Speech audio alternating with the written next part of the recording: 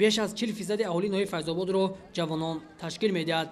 از این رو در این چهاربینی مذکور نورسان و جوانان بیشتر فعال بودند و آنها اظهار خوشنودی می‌کردند که این سنه همه ساله در ناحیه در سطح بلند گذرانیده می‌شود. در این روز نمایندگان مقامات اجراییه، کارمندان کسب و کار گوناگون، نورسان و جوانان و همزمان زنان و دختران اشتراک کردند.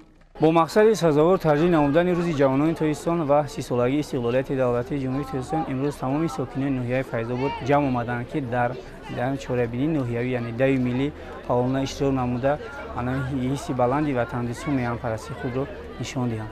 برای اشغال جای‌های نمایان از جانب مقامات اجرایی محلی حکومت دولتی ناحیه و بخش کار با جوانان و ورزش دیپلم، افتخارنامه و تحفه معین شده بود و هر نفری که غالب این چهاربینی ورزشی می‌گردید او از این گونه امکانات برخوردار می‌شود. با این مقصد نورسان و جوانان و کارمندان کسب و کار گوناگون کوشش می‌کردند که در این چهاربینی فعال باشند و جای‌های افتخاری را صاحب شوند.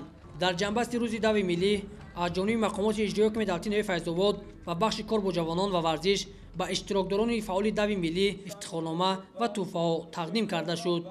باباکان امیرزاده، بهادر حسن‌زاده، اخبار.